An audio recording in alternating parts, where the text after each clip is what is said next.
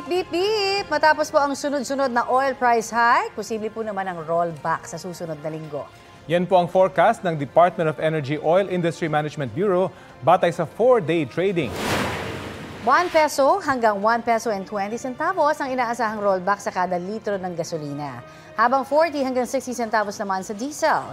Sa kerosene naman, may posibleng rollback na 45 hanggang 65 centavos sa kada litro. Posible pa magbago yan depende sa resulta ng trading sa international market ngayon pong Biyernes.